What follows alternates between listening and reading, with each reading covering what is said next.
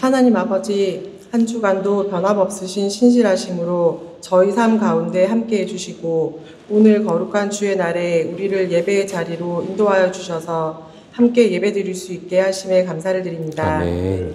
저희가 삶 속에서 마음으로 그리고 말과 행동으로 지은 모든 죄를 이 시간 회개하오니 저희의 연약함을 아시는 주님, 저희를 긍휼히 여기시고 저희 죄를 용서하여 주시옵소서. 아멘.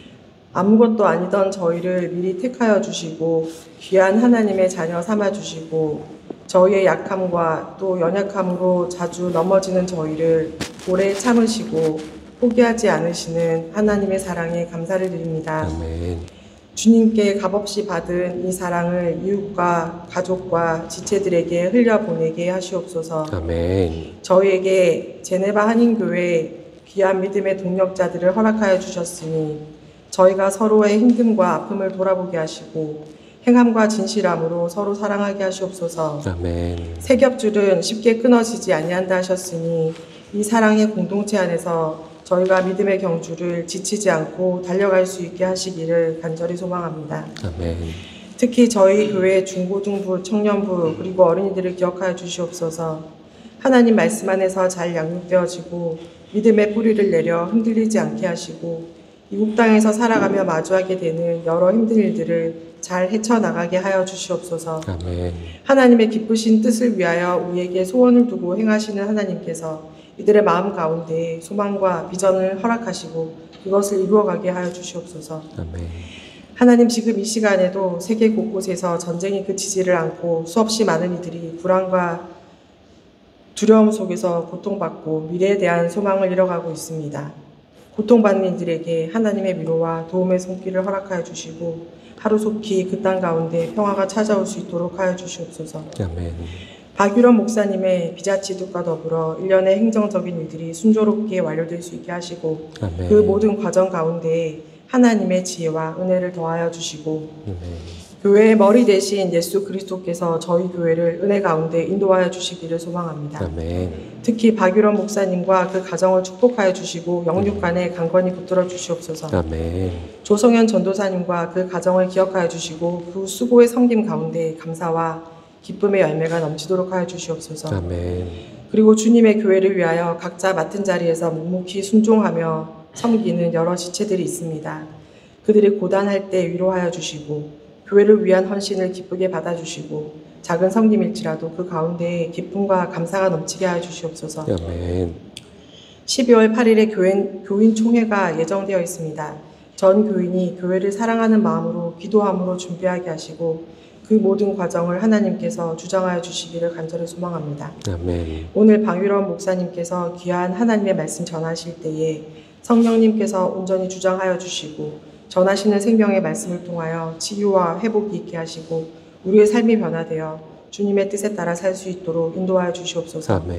이 모든 말씀 우리 주 예수 그리스도의 이름으로 기도드리며 주님께서 가르쳐 주신 기도로 함께 기도드립니다. 하늘에 계신 우리 아버지, 아버지의 이름을 거룩하게 하시며 하나님의 나라가 오게 하시며 아버지의 뜻이 하늘에서와 같이 땅에서도 이루어지게 하소서. 오늘 우리에게 일용할 양식을 주시고 우리가 우리에게 잘못한 사람을 용서하여 준 것 같이 우리 죄를 용서하여 주시고 우리를 시험에 빠지지 않게 하시고 악에서 구하소서. 나라와 권능과 영광이 영원히 아버지의 것입니다. 아멘.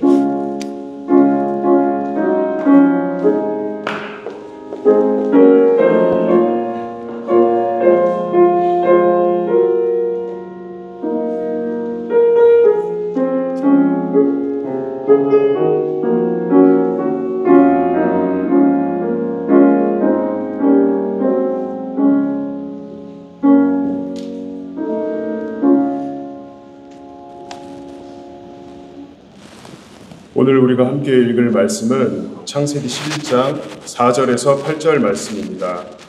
창세기 11장 4절에서 8절 말씀입니다. 저와 한 절씩 교독하시겠습니다. 그들은 또 말하였다. 자, 도시를 세우고 그 안에 탑을 쌓고서 탑 꼭대기가 하늘에 닿도록 하여 우리의 이름을 날리고 온 땅 위에 흩어지지 않게 하자. 주님께서 사람들이 짓고 있는 도시와 탑을 보려고 내려오셨다. 주님께서 말씀하셨다. 보아라, 만일 사람들이 같은 말을 쓰는 한 백성으로서 이렇게 이런 일을 하기 시작하였으니 이제 그들은 하고자 하는 것은 무엇이든지 하지 못할 일이 없을 것이다. 자, 우리가 내려가서 그들이 거기에서 하는 말을 뒤섞어서 그들이 서로 알아듣지 못하게 하자. 주님께서 거기에서 그들을 온 땅으로 흩으셨다. 그래서 그들은 도시 세우는 일을 그만두었다. 주님께서 거기에서 온 세상에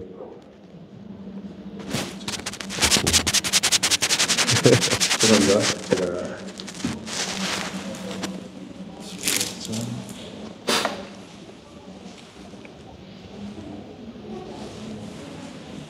다시 하겠습니다. 8절부터 다시 하겠습니다. 주님께서 거기에서 그들을 온 땅으로 흩으셨다. 그래서 그들은 도시 세운 일을 그만두었다. 아멘. 맞아요. 네, 네. 그럼 제가 또 해야겠네요. 예. 아, 죄송합니다. 제가 잘못했습니다. 잠깐만요. 네. 봉독한 말씀을 중심으로 신호등을 보고 계십니까? 라는 제목으로 박일훈 목사님께서 말씀 전해주시겠습니다.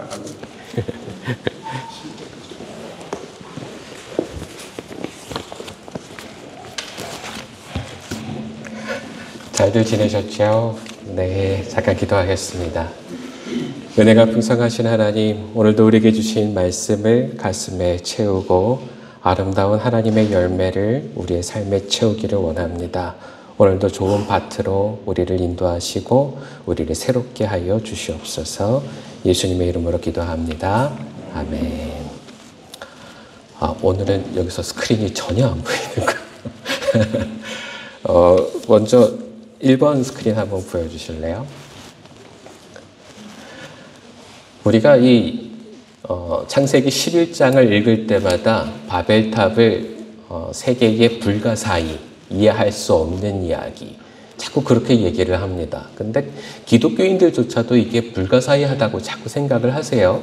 왜 이게 불가사의할까요?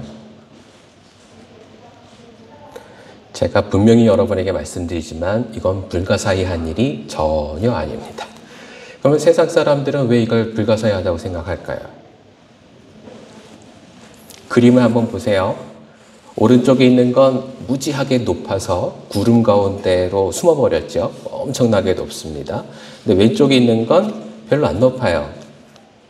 여러분 생각하실 때에 이 바벨탑이 얼마나 높았을 것 같으세요? 그러니까 세상 사람들이 이게 불가사의하다고 생각하는 가장 큰 이유는 바벨탑을 오른쪽으로 생각해서 그래요. 엄청나게 높을 것이다. 근데 오늘 말씀을 잘 읽어보시면 아마 아실 거예요. 하늘 끝에 닿았다라는 말이 있나요? 없어요. 하늘 끝에 닿자라는 건 계획이었고, 근데 그렇게 짓지는 못했어요. 하나님은 중간에 이것을 방해하셨고, 중간에 짓다가 도중에 하차하게 됩니다. 그러면 이 탑은 높을까요? 낮을까요? 낮겠죠. 낮을 겁니다. 근데 사람들이 왜 못 찾을까요? 높은 탑만 찾고 있으니까. 그래서 저는 오늘 여러분에게 이 얘기부터 먼저 시작하려고 해요. 여러분, 우리는 성경을 너무 세상적인 관점으로 보고 있어요. 그래서 성경이 눈에 들어오지를 않아요. 읽혀지지가 않고 이해되지가 않습니다. 오늘 바벨탑의 가장 큰 문제는요, 이게 옳지 않은 일이라는 거예요. 세상 사람들은 아직도 이 창세기 11장을 읽으면서 그렇게 얘기합니다. 바벨탑처럼 커다란 것을 지을 수 있으면 얼마나 문화가 흥왕했을까. 그러면 옛날 사람들은 대단한 지식을 가지고 있었겠지. 그리고 그 지식을 찾으려고 그래요. 근데 여러분, 오늘 성경의 말씀을 얘기합니다. 하나님은 이걸 원하지 않으셨어요. 그리고 하나님은 막으셨어요. 그리고 하나님은 절대로 이런 일을 다시 되풀이하지 말라라고 얘기를 하세요. 그런데 이상하지요? 오늘날 우리의 도시에 보면 이보다 훨씬 더 높은 마천루들이 높이 뻗어 있습니다. 우리는 왜 이런 것들을 지을까요? 2번 슬라이드 보여주실래요? 서울에 있는 홍익대학교 건축학과 교수님이시죠. 이 유현준 교수님이라는 분이 이런 책에서 이런 글을 쓰셨어요. 저는 안 보여서 지금 못 읽거든요. 여러분 같이 한번 읽어보실래요? 자, 시작.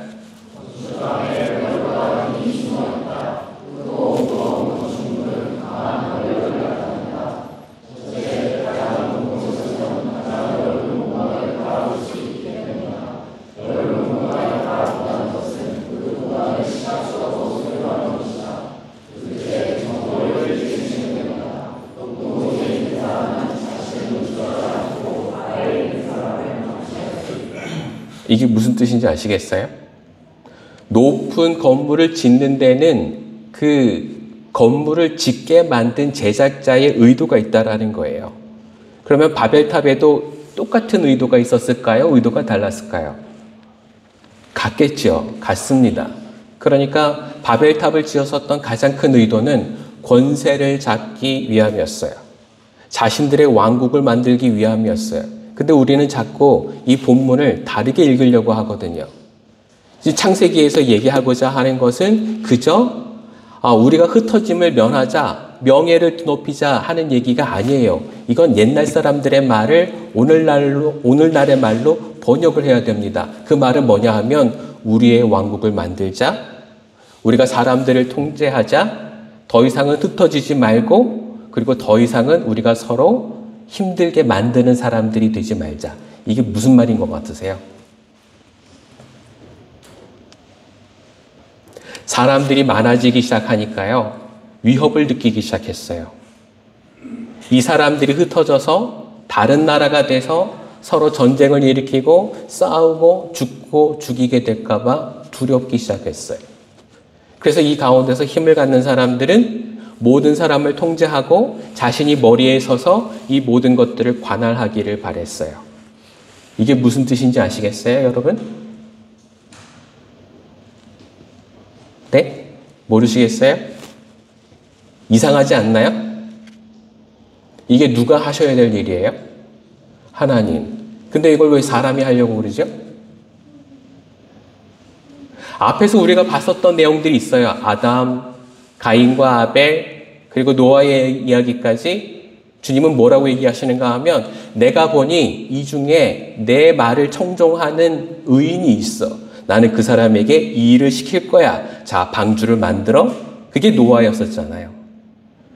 바벨탑이 옳은 일이었다면 그 일을 시키는 사람이 있었을 거예요. 하나님은 그냥 이걸 시킨 게 아니라 너희 중에 누가 탑을 만들기를 바래. 하나님은 그러셨을 텐데 그런 말이 전혀 없어요. 그럼 이건 하나님의 뜻이에요, 아니에요? 아니란 얘기죠. 이건 사람의 뜻이었어요. 그래서 하나님은 원치 않으셨어요. 말씀을 보면 하나님이 내려가서 그들이 뭐 하는지 보자. 그리고 와서 살펴보길 바라셨어요. 그리고 보셨더니 어떻게 결정하세요? 이 사람들이 같은 말을 쓰고 마음이 하나 되니까 오히려 나쁜 일을 하는 것을 막을 수가 없어. 그러니 이제는 말을 흩어버리자. 그리고 다른 언어를 주셨어요. 여러분, 지금 우리가 고생하는 거죠. 제가 고생하는 겁니다. 프랑스 말을 배우면서 제가 느끼는 게 뭐냐 하면은요, 말만 배우는 게 아니라 문화를 배워야 이해할 수 있다는 거였어요. 여러분 이해하시나요? 제네바에서 지금 우리들은 서로 다른 민족, 다른 말 쓰는 사람들이 모여서 같이 살잖아요. 이게 우리는 가능하다라고 보는데 이건 하나님께서 원하시는 그런 나라였을까요? 그래서 말을 흩으셨을까요? 아니라는 거예요. 이 시대의 상황 한번 보세요. 참 이상합니다. 말만 나누었을 뿐인데 이상하게 사람들이 멀리 흩어져서 그렇게 살게 되었대요. 말만 다를 뿐인데. 제네바처럼 이렇게 그냥 말이 달라도 같이 사는 게 아니라 다 멀리 흩어져서 살았대요. 왜요? 이게 똑같은 이유예요. 권력 때문에. 말이 다르게 되니까 쟤랑 나랑 이제 한 마음으로 애쓸 수가 없네? 한 나라를 만들 수가 없네? 그러면 나는 내 나라 만들어야지. 이제는 서로가 자신들의 나라를 만들어서 자신이 통제하기를 바래요. 그리고는 서로 흩어지게 됐어요. 여러분, 여기서 우리가 정말 생각해야 될 게 뭐냐면요, 자연스럽게 보고 있는 이 모든 세상의 문화가 정말 하나님이 원하시는 것인가? 라는 것을 다시 한번 생각해야 된다는 거예요. 나라가 만들어지고 거기 통제하는 사람들이 있고 계층이 생기고 힘 있는 사람이 권력을 부리는 것을 힘 없는 사람들은 따라가야 하는 이게 하나님이 원하시는 것일까? 여러분, 그게 하나님이 원하시는 것이라면 오늘 이 장소에서 그걸 말리실 이유가 하나도 없는 거예요. 근데 왜 말리셨어요? 하나님의 뜻이 아니기 때문에. 한국 속담에는 이런 말이 있어요. 사람 위에 사람 없고 사람 밑에 사람 없다. 여러분, 이게 어떤 말인 것 같으세요? 네? 평등하다는 말이죠? 여러분이 생각해도 그런 말이죠? 근데 이상하잖아요? 성리학을 숭상하고 유교 철학 가운데 양반과 상민의 계급을 나누어서 철저하게 계급 사회를 만들었던 나라에서 사람 위에 사람 없고 사람 밑에 사람 없다는 말을 가르쳤어요. 이건 무슨 뜻인가요?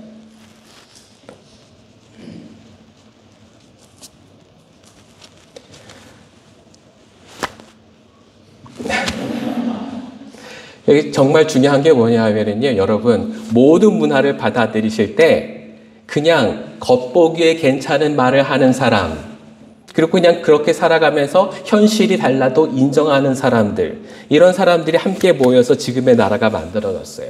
여기에는요, 아주 깊은 영적인 우울감이라는 게 있어요. 어쩔 수 없어. 그래, 그냥 그렇게 살아야지. 근데 우리가 지금 그런 상태에 있는 거예요. 여러분, 이 모든 것들을 바꾸는 게 오늘 제가 여러분에게 설교하려고 하는 목적이에요. 중요한 것은요, 여러분이 하나님의 은혜 가운데 지금의 상황을 하나님께서 원하시지 않는다. 나는 이것보다 더 나은 하나님의 뜻을 내 삶에서 이루어내겠다 하는 결심이 서시기를 바라요. 주님이 정말 원하시는 게 뭔지 보셔야 돼요. 노아 방주를 통해서 우리가 배웠어요. 그죠? 하나님은 모든 동물을 다 방주에 태우라고 하셨어요. 무서운 동물도, 모기처럼 정말 하찮은 그런 동물까지도 하나님께서는 다 방주에 태우기를 바라셨어요. 사람이 할 수 있는 일은 아니었어요. 하지만 사람이 순종할 때 그 일은 이루어졌어요. 오늘날도 마찬가지예요. 우리는 그렇게 믿음을 얘기합니다. 하나님을 의지하고 세상의 방법대로 살아가는 것이 아니라, 내가 내 삶의 주인 되는 것이 아니라 하나님이 주인 되셔서 하나님이 다스리는 나라를 살아가겠다. 근데 여러분, 이게 믿음입니까? 아닙니까? 여러분의 현실은 어떠세요? 이 믿음과 현실이 맞아 떨어지시나요? 아니면 그냥 믿음은 믿음일 뿐 현실하고는 상관이 없으신가요? 현실하고 상관이 없는 분들이 많으세요. 제가 장담하는데 그건 영적인 우울을 여러분이 가지고 계시기 때문이에요. 어쩔 수 없어 하는 마음을 갖고 살아가시기 때문이에요. 근데 여러분, 절대로 어쩔 수 없는 일이 아니에요. 여러분이 바라시고 하나님이 여러분을 다스리기를 늘 기도하고 계신다면 그 일은 이루어집니다. 세상은 하나님의 사람들과 하나님의 아들들과 세상의 딸들이 살아가고 있어요. 이건 옛날부터 계속되어 온 일이에요. 여러분이 하나님의 아들이라면 여러분의 삶을 하나님께서 다스리실 줄로 믿습니다. 땀을 흘려야만 먹고 사는 그런 저주받은 세상에서 살아가고 있지만 하나님의 아들이라면 그것만 있는 게 아니에요. 은혜와 기적과 놀라운 은총을 맛볼 수가 있습니다. 그게 바로 신앙생활이에요. 근데 그걸 우리는 믿지를 못해요. 뭐 때문에? 영적인 우울감 때문에. 옆에 있는 사람 자꾸 제가 쳐다보게 해서 죄송합니다만 이게 부담스럽다고 하시는 분들도 계시더라고요. 그런데도 오늘 한번 다시 한번 보겠습니다. 옆에 있는 분 한번 보세요. 손을 꼭 잡아주시고 이렇게 축복하세요. 당신이 믿는 대로 이루어집니다. 네, 당신이 믿는 대로 이루어집니다. 한마디만 더 합시다. 당신은 누구의 사람입니까? 하나님의 사람이면 그대로 믿어질 줄로 믿습니다. 근데 세상의 사람이면 여러분 우울감을 갖고 살아가실 수밖에 없어요. 오늘 이 이야기를 그냥 창세기만 얘기를 하면 이해가 안 되니까 오늘 누가복음 이야기를 같이 하려고 그래요. 주보에 나왔나요? 누가복음 본문이? 누가복음 16장 한번 찾아보시겠어요? 슬라이드는 있어요? 없어요? 어떻게 된 거죠? 제가 보내드렸는데. 자, 누가복음 16장. 성경에 있는 분을 찾아보시고요. 없는 분은 어플에서 보셔도 됩니다. 그리고 없는 분은 제가 읽어드릴게요. 잘 안 보이지만. 네. 누가복음 16장 1절에서 한번 읽어볼게요. 예수께서 제자들에게도 말씀하셨다. 어떤 부자가 있었는데 그는 청지기 하나를 두었다. 그는 이 청지기가 자기 예산을 낭비한다고 하는 소문을 듣고서 그를 불러놓고 말하였다. 자네를 두고 말하는 것이 들리는데 어찌된 일인가? 자네가 맡아보던 청지기 일을 정리하게. 이제부터 자네는 그 일을 볼 수 없네. 그러자 그 청지기는 속으로 말하였다. 주인이 내게서 청지기 직분을 빼앗으려 하니 어떻게 하면 좋을까? 땅을 파자니 힘이 없고 빌어먹자니 낯이 부끄럽구나. 옳지 내가 무엇을 해야 할지 알겠다. 내가 청지기의 자리에서 밀려날 때에 사람들이 나를 자기네 집으로 맞아들이도록 조치해 놓아야지. 그래서 그는 자기 주인에게 빚진 사람들을 하나씩 불러다가 첫째 사람에게 당신이 내 주인에게 진 빚이 얼마요? 하고 물었다. 그 사람이 기름 100마리요 하고 대답하니 청지기는 그에게 자 이것이 당신의 빚 증서요. 어서 앉아서 50마리라고 적으시오 하고 말하였다. 그리고 다른 사람에게 묻기를 당신의 빚은 얼마요? 하셨다. 그 사람이 밀 100섬이요 하고 대답하니 청지기가 그에게 말하기를 자 이것이 당신의 빚 문서요. 받아서 80섬이라고 적으시오 하였다. 주인은 그 불의한 청지기를 칭찬하였다. 그가 슬기롭게 대처하였기 때문이다. 이 세상의 자녀들이 자기네끼리 거래하는 때는 빛의 자녀들보다 더 슬기롭다. 그러므로 내가 너희에게 말한다. 불의한 재물로 친구를 사귀어라. 그래서 그 재물이 없어질 때에 그들이 너희를 영원한 처소로 맞아들이게 하여라. 아멘. 여러분 이 이야기가 무슨 얘기인지 알아들으시겠어요? 따로 설명 안 해도 되시겠죠? 이제 짧게 요약하자면 그래요. 한 청지기가 주인의 재산을 맡아서 관리하고 그걸 다른 사람에게 빌려주는 대부업 비슷한 일을 했었던 것 같아요. 근데 이거 그냥 빌려줄 뿐만이 아니라 조금 더 장부를 조작하고 그래서 자기 재산을 많이 늘려나가고 더 많이 허랑방탕하게 쓰고 살았어요. 그걸 보고서 이 주인이 보고를 듣고 그리고 잘라버리겠다라고 통보를 한 거예요.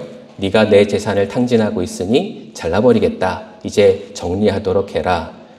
그랬더니 그 말미가 있는 시간 동안에 자신의 노후를 위한 준비를 했는데 더 많은 것을 훔치거나 아니면 자신의 재산을 전부 다 팔아서 원상복귀 시켜놓은 게 아니었어요.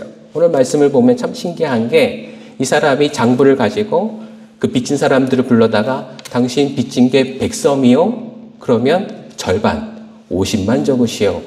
당신도 100이요? 당신은 80만 적으시오. 이래서 사람들의 인심을 샀다라는 거예요. 근데 희한한 거는 주인이 그것을 보고 칭찬하였대요. 이상하잖아요. 주인이 자신의 물건을 도둑질한다라는 걸 알고 자르려고 했는데 오히려 주인의 물건을 더 많이 도둑질하는 일을 했는데도 이제는 칭찬을 한대요. 왜 그런 거죠?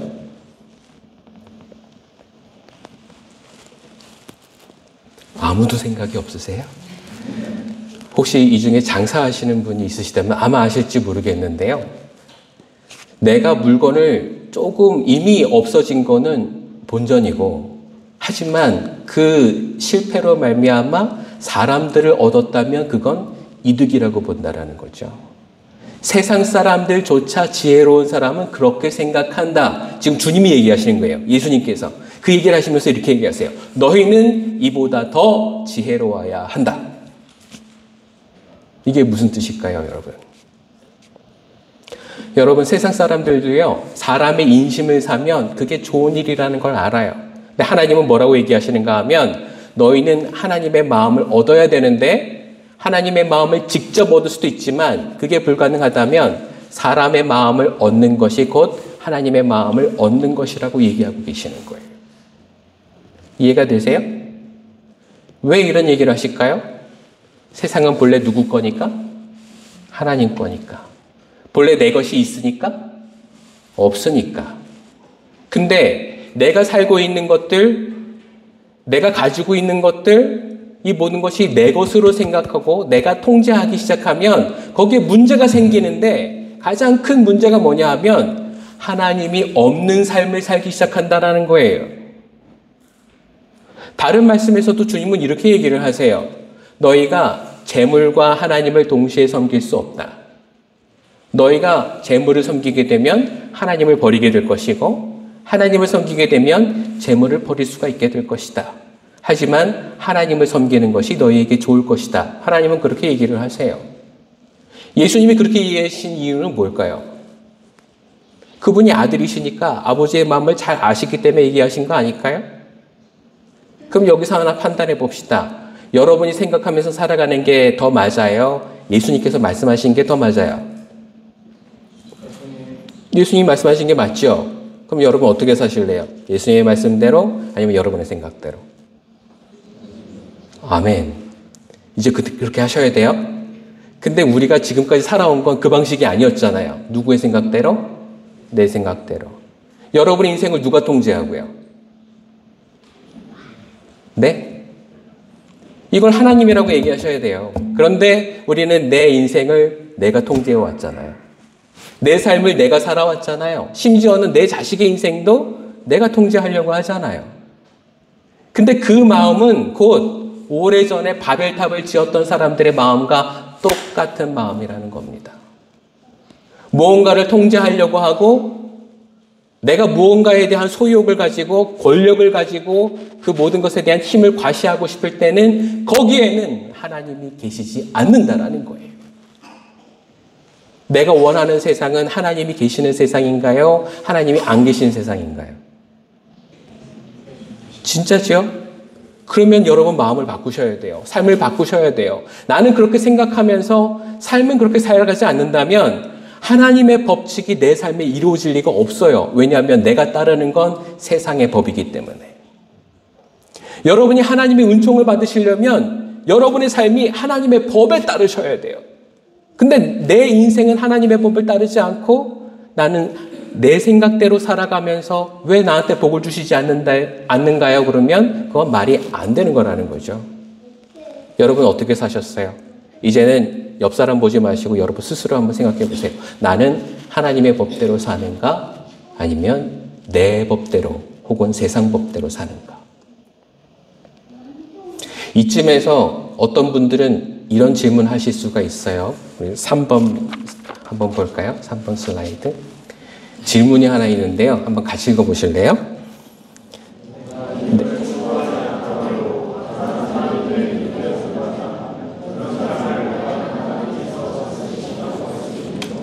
네.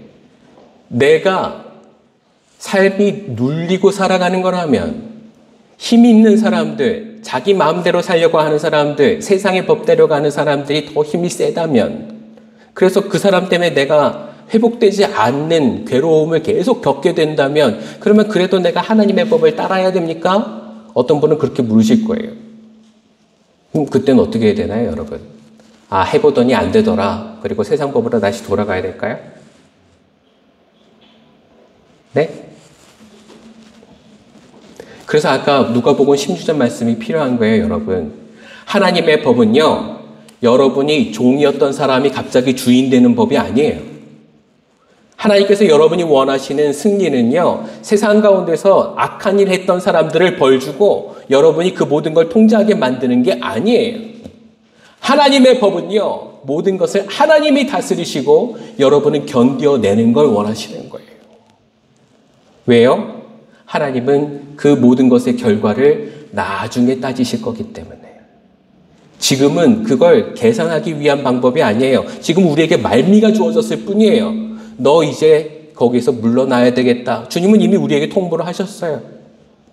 우린 거기서 언제 밀려나게 될까요? 성경은 얘기합니다. 길면 80이다. 이제 곧 정산할 때가 와요. 그럼 여러분 그때 어떻게 정산하시겠어요? 우리는 생각하죠. 많이 누리고 살면 하나님께서 복을 많이 주신 거 아닌가? 스위스가 가장 좋아하는 깔뱅이라는 사람이 쓴 책에 그런 내용이 나와요.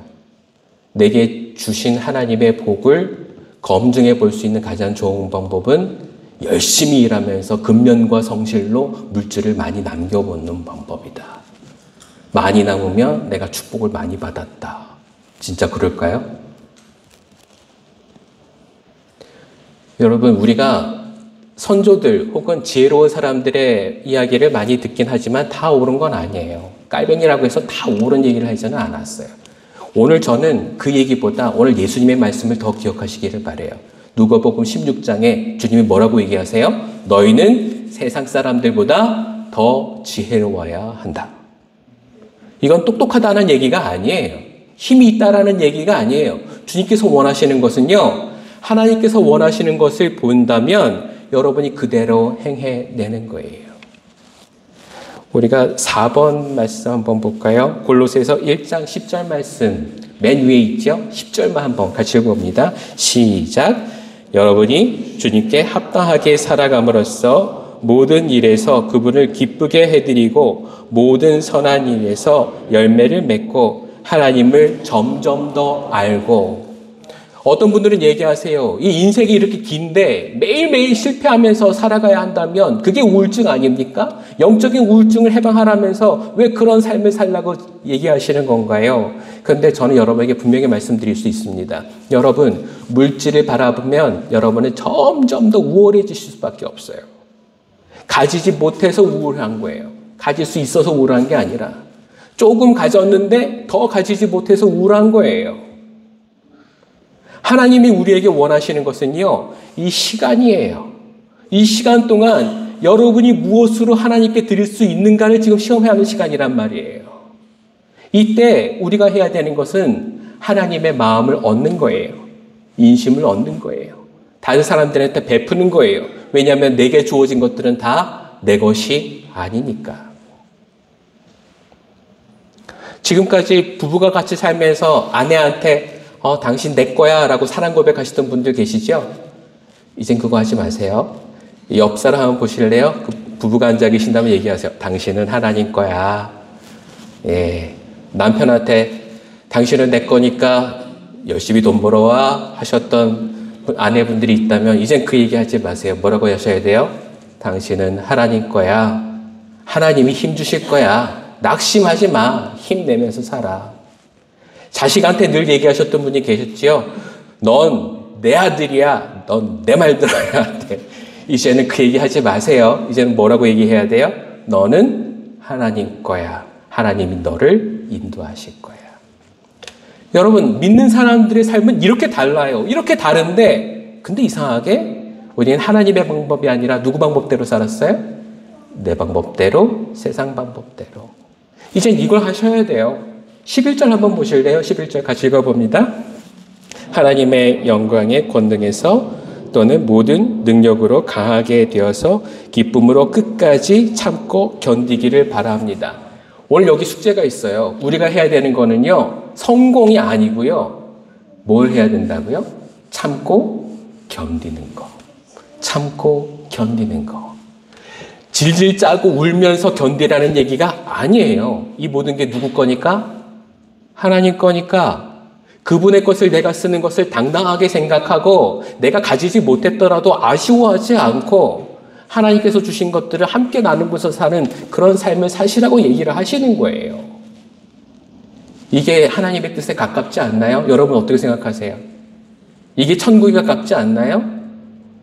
이렇게 사는 게 행복하지 않을까요? 근데 이걸 우리는 확신이 없어요. 왜냐하면 안 살아봤기 때문에.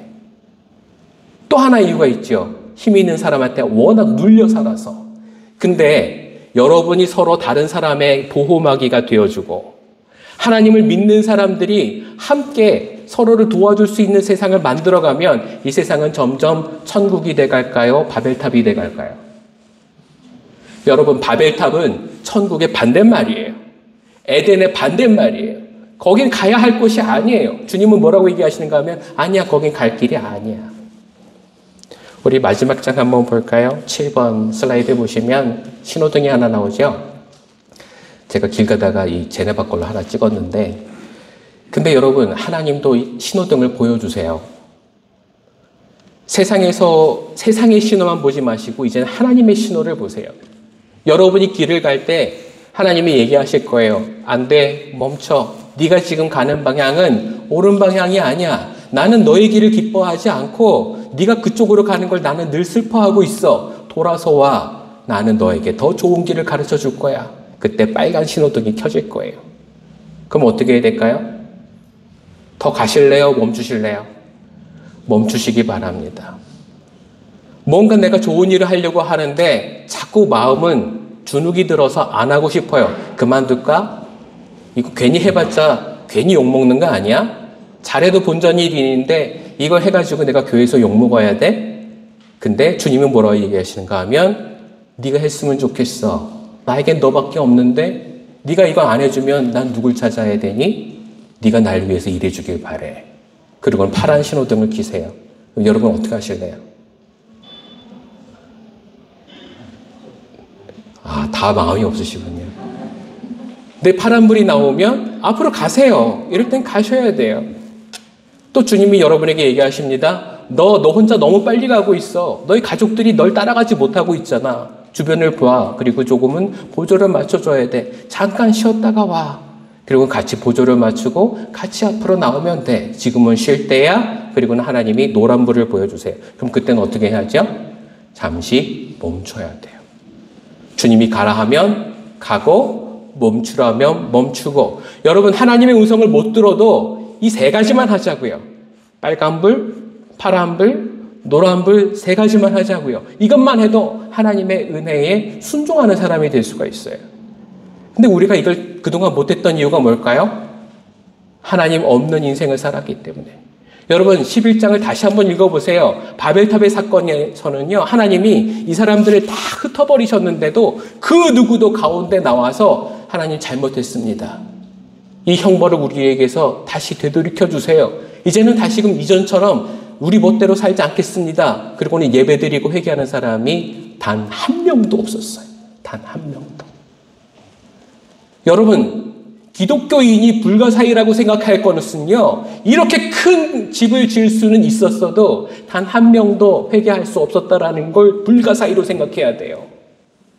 우리의 상식은 세상의 상식이 아니에요. 주님이 원하실 때 이야기하고 주님이 바라실 때 일하고 주님이 멈추라시면 회개할 수 있는 사람이 되어야 하는데 우리는 그게 잘 되지가 않아요. 근데 여러분 그게 우리가 정말 해야 되는 일이에요. 일상에서 회개가 일어나야 되고요. 일상에서 기적이 일어나야 합니다. 근데 그게 일어나지 않는 가장 큰 이유는 우리는 하나님이 없는 세상을 살아가고 있기 때문이에요. 저는 오늘 여러분에게 부탁드립니다. 여러분의 삶을 하나님의 법이 통하는 나라로 다시금 회복하시기를 그리스도 이름으로 축원합니다. 서울에 이응으로 시작되는 교회의 한 집사님 이야기예요. 이분은 갑자기 자신이 모든 그 병을 이길 수 있는 면역 체계가 없어졌다는 진단을 받았어요. 이젠 감기만 걸려도 하늘나라를 가야 돼요. 그래서 모든 게 다 너무나도 불안한 순간이에요. 이 집사님이 기도하면서 고민하다가 내 인생에 지금까지 누렸던 게 너무 감사한데 이 감사를 한 번도 내가 실천해보지 못한 것 같아. 내 인생이 얼마나 남았는지 모르지만 그 감사를 회복하고 가자. 하나님이 기뻐하시는 모습으로 가야지. 그리고는 자신의 인생을 정리를 하는데 결심을 하나 했어요. 내가 하루를 열심히 감사할 거리를 찾아서 감사의 순간을 찾으면 1,000원짜리에다가 포스트잇을 딱 붙이고 그 감사의 이유를 적는 거예요. 그리고는 헌금통에다가 집어넣어요. 그걸 모아서 정말 필요한 누군가에게 전해주겠다고 결심을 하고 헌금을 하기 시작을 합니다. 1년이 지난 다음에 그 교회에서 갑작스럽게 들어오니 돼지저금통을 받고 회의가 일어났어요. 당회에서. 이거 어떻게 하죠? 그랬더니 목사님이 그러면 우리 특별 헌신 예배를 드립시다. 아무개 집사님 헌신 예배. 그래서 오늘은 그 헌금의 이유를 이야기하고 간증하는 시간을 가집시다. 그리고 그 오후 예배 때 그 예배를 드리면서 그 이야기를 하나하나 얘기합니다. 목사님이 그 중에 몇 개를 뽑아서 포스트잇에 적힌 감사의 이야기를 함께 나누었어요. 그날 교회는 울음바다가 됐고요. 그리고 모든 사람들이 다 회개를 합니다. 나도 그렇게 하겠다. 나도 내 삶을 되돌이키겠다. 그 다음에 이 집사님이 얼마나 더 사셨을까요? 그 다음에 이야기는 못 들어서 모릅니다만 중요한 거는 여러분, 누군가의 목숨이 끊어지는 순간이, 그렇게 통보받은 순간이 어느 교회에는 은혜 받는 순간으로 변했다라는 거예요. 저는 오늘 여러분이 이 말씀을 듣는 것이 모든 괴로움과 두려움을 은혜로 바꾸는 순간이 되시기를 바랍니다. 힘들고 어렵고 나 혼자 살아갔었던 것 같은 외로운 순간이 이제는 하나님이 다스리시는 나라가 되는 중요한 순간이 되시기를 바랍니다. 오늘의 삶이 우리의 삶에서 꼭 해야만 하는 터닝 포인트가 되기를 바라고, 하나님께서 바라시는 나라가 우리의 삶에서 이루어지게 되기를 그리스도 이름으로 간절히 축원합니다. 기도하겠습니다. 사랑의 하나님, 오늘 주님께서 뜻을 마음에 담으며 하나님의 신호등을 앞으로 쳐다보기를 바랍니다. 아무리 구름이 가려져 있더라도 그 뒤에는 태양이 사라지진 않았을 텐데 우리의 믿음은 깜깜해지면 사라져버립니다. 다시금 힘을 얻어서 세상 가운데 능력을 보이게 하시고 더 이상 우울증으로 인해서 곤란하지 않도록 우리에게 힘을 더하여 주옵소서. 우리 모든 교우들 위에, 우리 모든 식구들 머리 위에 하나님의 은혜가 있어서 이 모든 일들을 해낼 수 있게 되기를 바랍니다. 견디고 이겨내며 하나님의 나라를 만들어갈 수 있도록 축복하여 주시옵소서. 예수님의 이름으로 기도합니다. 아멘. 감사합니다.